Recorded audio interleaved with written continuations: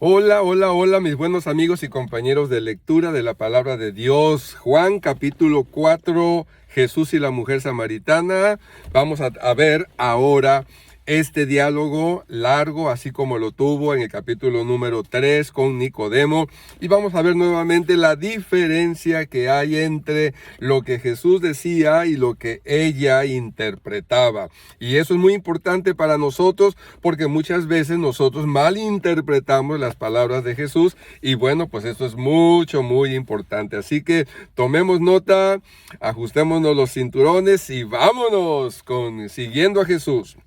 Cuando pues el Señor entendió que los fariseos habían oído decir Jesús hace y bautiza más discípulos que Juan, aunque Jesús no bautizaba, sino sus discípulos, salió de Judea y se fue otra vez a Galilea. Entonces notó allí alguna situación difícil que él no quería perjudicar el testimonio de Juan el Bautista, así que él tomó la decisión de subir al norte de Galilea. Pero, ojo, y le era necesario pasar por Samaria. Entonces, normalmente un judío no pisaba territorio samaritano porque para ellos, hasta la fecha hay lugares donde son lugares contaminados religiosamente, sacramentalmente. Entonces ellos son muy cuidadosos. Y el Señor nuevamente rompe una serie de costumbres, una serie de malas interpretaciones que tenían sobre todo los fariseos, ¿verdad? Y aún los saduceos y otros más, los diferentes grupos. Jesús tenía su posición firme, decidida, y bueno, le era necesario pasar por Samaria. Territorio samaritano, si ustedes recuerdan, era un territorio donde parte de las 10 tribus perdidas de Israel llegaron allí y se juntaron con grupos que eran étnicos de otras nacionalidades. Así que los samaritanos eran una mezcla de mitad pueblo de Dios y mitad gentiles, y que habían hecho su propia religión adorando a 2 becerros, aunque no, algunos dicen que no es que adoraran a esos becerros, pero bueno, tenían un santuario en el norte, otro santuario en el sur, donde habían becerros de adoración, y bueno, era un problema, un pleitazo bárbaro, tremendo. Bueno, y dice que le era necesario pasar por Samaria. Vino pues a una ciudad de Samaria llamada Sicar, junto a la heredad que Jacob dio a su hijo José, y estaba allí el pozo de Jacob. Entonces Jesús, cansado del camino, se sentó así junto al pozo, y era como la hora sexta. Dicen que era como mediodía, según algunos eruditos. Vino una mujer de Samaria a sacar agua, y Jesús le dijo: dame de beber. Una cosa nuevamente rara, ¿verdad? Porque un judío no pisaba territorio samaritano, y un rabino judío no hablaba con mujeres, y menos a solas. Entonces llega Jesús y le dice: dame de beber, mujer. Pues sus discípulos habían ido a la ciudad a comprar de comer. La mujer samaritana le dijo, y noten ustedes, ¿cómo tú, siendo judío, me pides a mí de beber, que soy mujer samaritana? Porque judíos y samaritanos no se tratan entre sí, por las razones que ya mencioné yo un poquito antes en este video. Respondió Jesús y le dijo: si conocieras el don de Dios y quién es el que te dice dame de beber, tú le pedirías y él te daría agua viva. Entonces vean ustedes cómo el Señor le habla metafóricamente, y ella, al igual que Nicodemo y al igual que muchas veces tú y yo, no entendemos las palabras de Jesús porque necesitamos un esfuerzo especial, como les he animado desde hace ya mucho tiempo, para hacer grupos de estudio bíblico. De lo contrario, la Biblia, aunque la tenemos en nuestras manos, va a ser muy difícil que transforme nuestras vidas mientras no entendamos el mensaje, y eso requiere un esfuerzo de diálogo con Dios, por supuesto, primeramente con el Espíritu Santo, pero también con otros cristianos, con los líderes de tu iglesia, que es de una manera muy necesario. Entonces, Jesús le dice, a ver, ya me perdí.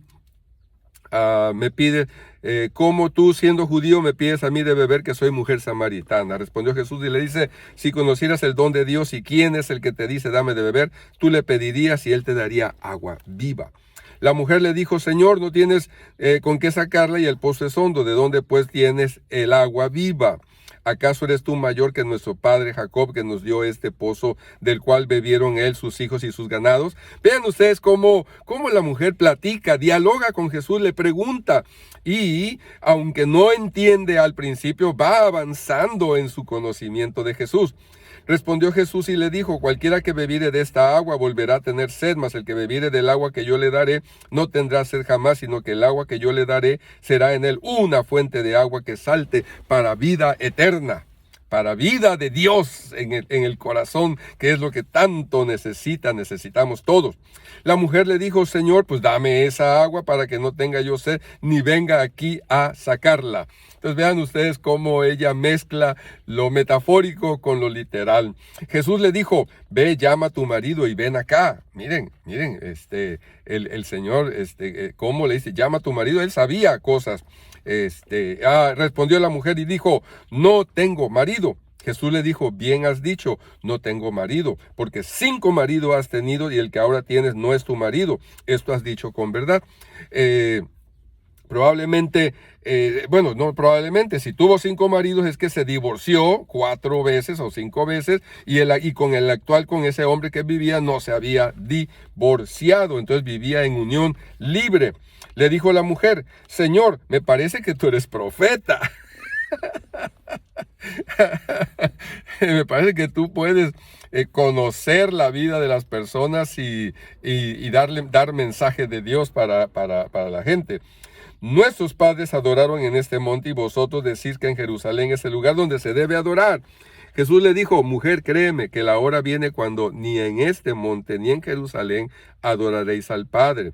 Vosotros adoráis lo que no sabéis, nosotros adoramos lo que sabemos, porque la salvación viene de los judíos.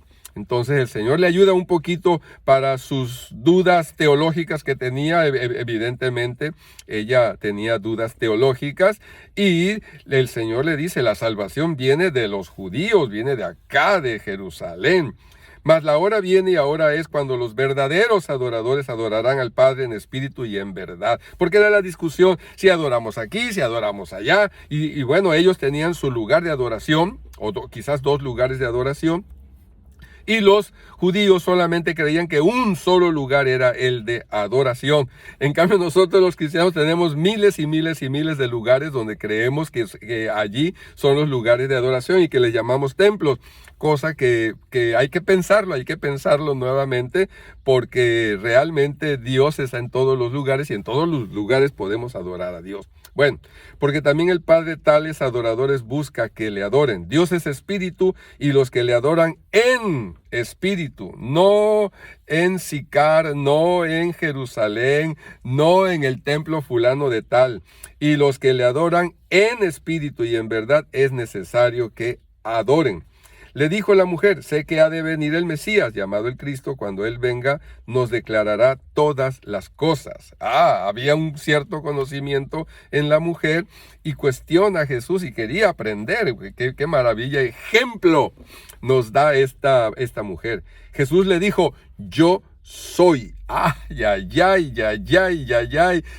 Yo no sé si tú sepas, pero esa expresión yo soy fue la expresión que le dijo Dios, Jehová Dios a Moisés, ¿verdad? Yo soy el que soy. Y el Evangelio de Juan, ¿cómo lo recalca, no? El que habla contigo.